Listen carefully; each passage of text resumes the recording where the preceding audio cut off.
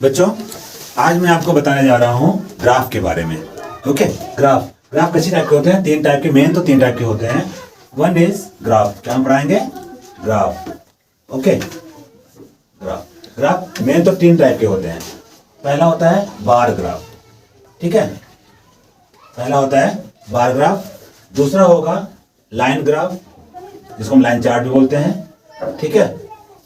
और तीसरा होगा पाई चार्ट, ठीक है। इन तीनों चीजों के बारे में आज आपको बताने जा रहे हैं। आज हम आपको बताएंगे ग्राफ में बार ग्राफ, लाइन ग्राफ और पाई चार्ट या पाई ग्राफ, ठीक है। इन तीनों चीजों के बारे में आपको बताएंगे। तो सबसे पहले हम एक डाटा लेते हैं, तो हम पहले डाटा लेके फिर उसके बाद हम आपको समझाते हैं। तो बच्चों, अभी हमारे पास डाटा है। डाटा क्या है? एक अभी चूंकि चुनाव आने वाले हैं तो उसमें एक डाटा है हमारे पास। डाटा ये कहता है कि 4 गांव है A B C व D, इसमें क्रम से 15, 20, 18 व 9 इतने प्रत्याशी, इतने कैंडिडेट इलेक्शन में हैं। इनको हमें ग्राफ में बनाना है, ठीक है। इंग्लिश में क्या बोलेंगे?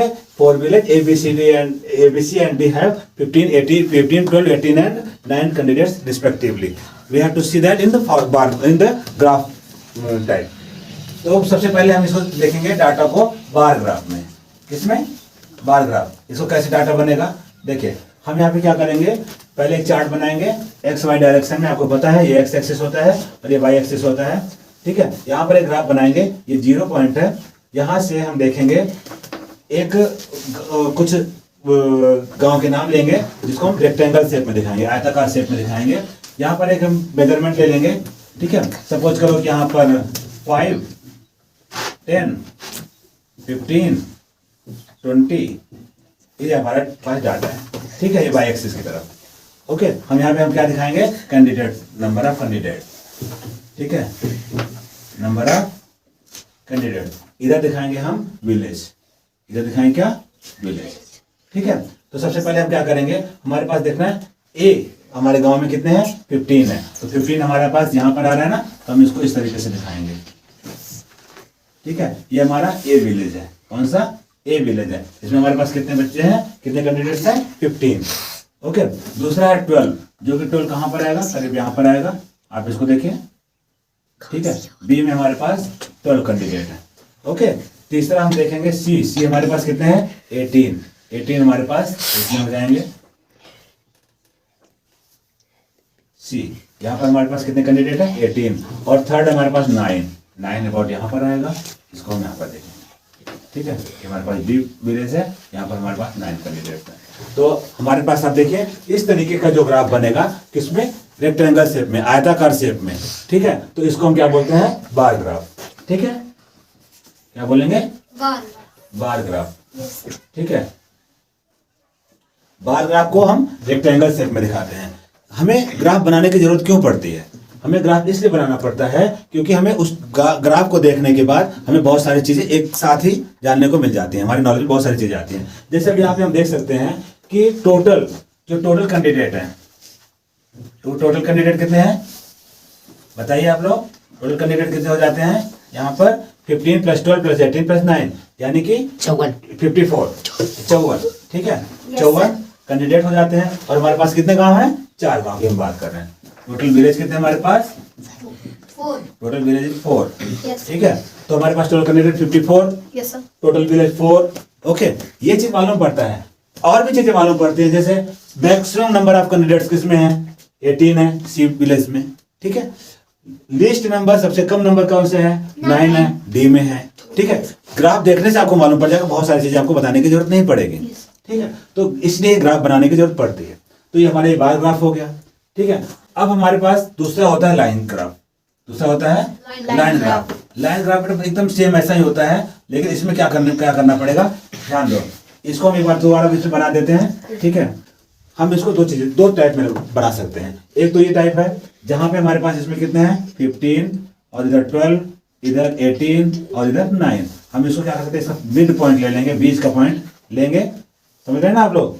बीच का पॉइंट लेंगे और इसको हम मिला देंगे, ये इधर से इधर से इधर से, ठीक है, सीधी लाइन में हम इसको मिला देंगे। तो हमारे पास जो ग्राफ बन के तैयार होगा वो हमारे पास ग्राफ बन के तैयार होगा आप इसको यहाँ पर देखिए, दोबारा हम आपको बना के दिखाते हैं। हमारे पास जो ग्राफ बन के तैयार होगा वो 15 का यहाँ, 12 का यहाँ, 18 का यहाँ और 9 का यहाँ पर। इस तरीके से हमारे पास जो ग्राफ है लाइन ग्राफ कहा जाएगा। इसको क्या बोलेंगे? Line graph. A B C D, ठीक है। ये point B D A D है, ये B है, ये A है, ठीक है। इसको इस ग्राफ को क्या बोलेंगे? Line graph. समझ में आ गया? लाइन ग्राफ, ठीक है। कुछ और नहीं है, सिर्फ इन्हीं के मिड पॉइंट को आपको मिला देना है, बस सीधी लाइन से, ठीक है। इसको क्या बोलेंगे? Line graph.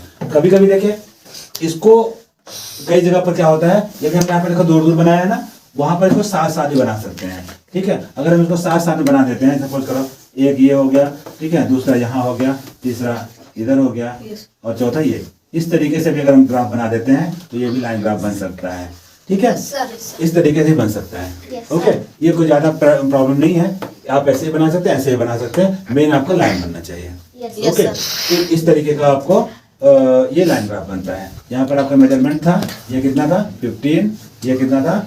12, ये था 18 और ये था 9। मेन आपको ये जानने की जरूरत है, ठीक है। तो दो चीज आपको क्लियर हो गई। अब तीसरा हम आपको बताते हैं, जो तीसरा मेन है वो है पाई चार्ट। क्या है? Pie chart. पाई चार्ट में क्या होता है कि आप इसको एक गोलाकार फॉर्म में दिखाते हैं। कैसे दिखाते हैं आप? गोलाकार फॉर्म में, ठीक है। अब सपोज करो एक ये गोला है, ठीक है। क्या ये गोला? इसी में हमें आपको पूरे को दिखाना है, पूरे चार गांव के डाटा को हमें इस ग्राफ में दिखाना है, ओके। तो सबसे पहले हमें जानना चाहिए कि एक जो सर्कल होता है ना, उसके सेंटर में कितने एंगल का एंगल बनता है? 360। रेक्टेंगल में उसके सेंटर से में 360 डिग्री का एंगल बनता है, ठीक है। तो 360 डिग्री का कोण बनता है किसी बिंदु, उसके केंद्र से, ठीक है।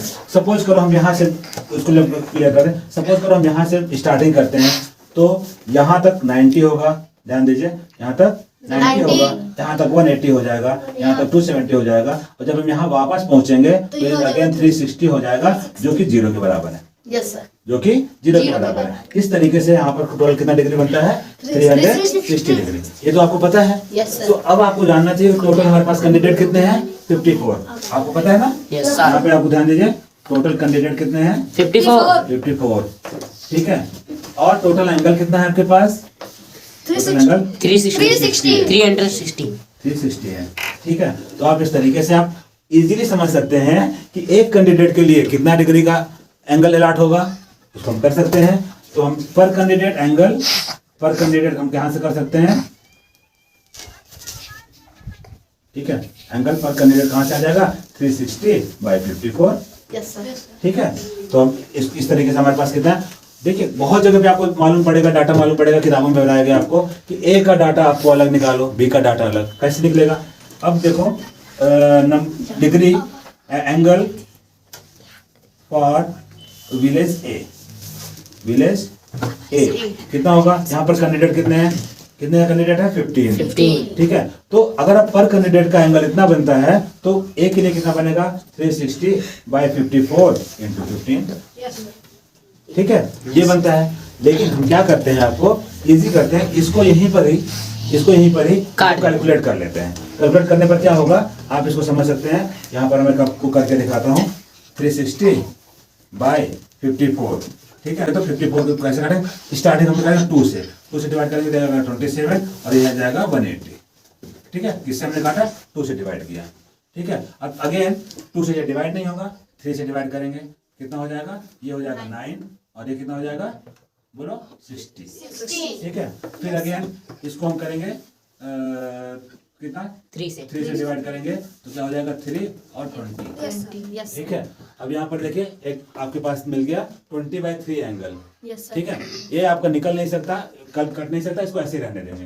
तो इसको क्या करेंगे, इस जगह पर हम जो 360/54 लिखा है, इस जगह पर हम लिख देंगे क्या? 20/3। क्या लिख देंगे? 20/3। हम यहाँ पर 20/3 लिख देते हैं, ठीक है। Yes sir. इंटू 15, तो आप 355 जा देन 25 जा 100 डिग्री आपका ए के लिए हो गया। यस सर, ठीक है। अब बी के लिए क्या हो जाएगा? बी के लिए क्या होगा? बी में कैंडिडेट कितने हैं? 12 के लिए क्या हो जाएगा? सेम है 20/3 इंटू 12, ओके। तो 3 4 जा 12, 4 24 जा 80, क्लियर है ना? Yes, sir. सी के लिए कितना होगा? सी के लिए हो जाएगा 18 है। 18 है तो क्या हो जाएगा 20/3 इंटू 18, into 18. ठीक है। 3 6 जा 18 तो 26 जा 120, ठीक है, 120 डिग्री। Yes. ओके, और डी क्या है? डी के 9 है, तो क्या हो जाएगा 20/3 इंटू 9, तो 3 3 जा 9, तो 23 जा 60 डिग्री। 60. Yes. ठीक है, अब क्लियर हो गया? Yes, sir. 100 degree, 80 degree, 120 degree और 60 डिग्री, ये तो क्लियर हो गया ना? Yes, sir.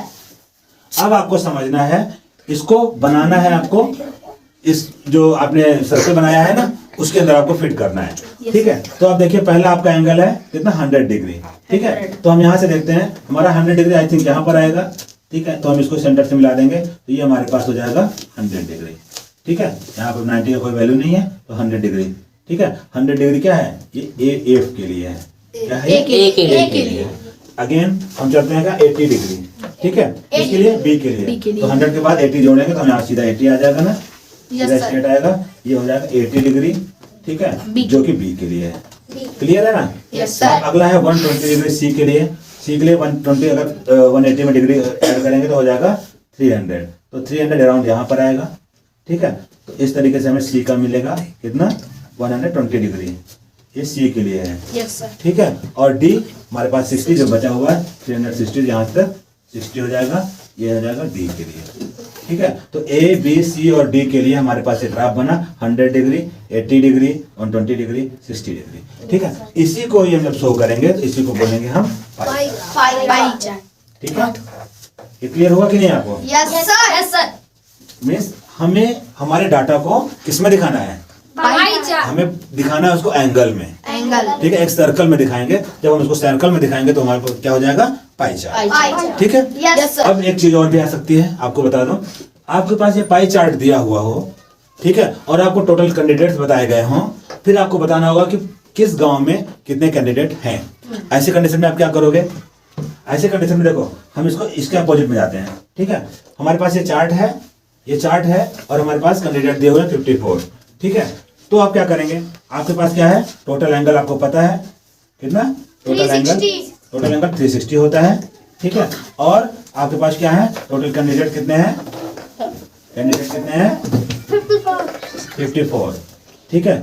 अब आप देखिए कि 1 डिग्री में कितना, अब यहाँ पे आपको अपोजिट जाना है। आपने यहाँ पर देखा था एंगल पर कैंडिडेट, अब यहाँ पर देखा कैंडिडेट पर एंगल Yes, sir. पर डिग्री, ठीक है। तो आप यहाँ देखेंगे क्या? कैंडिडेट पर डिग्री का एंगल, ठीक है। ये क्या हो जाएगा 54/360, ठीक है। Yes, sir. अब इसको हम डिवाइड करेंगे तो कितना हो जाएगा?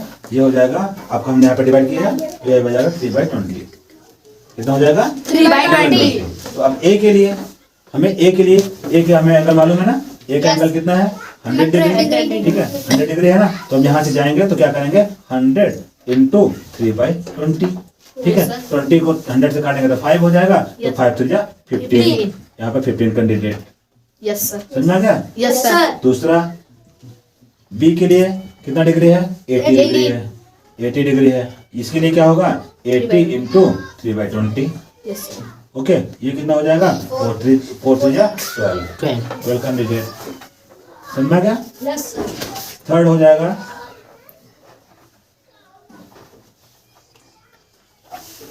थर्ड सी के लिए कितना हो जाएगा?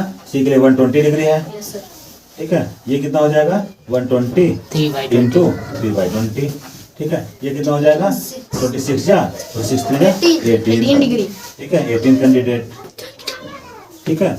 अगला हो जाएगा डी, डी में कितना है 60 डिग्री, 60.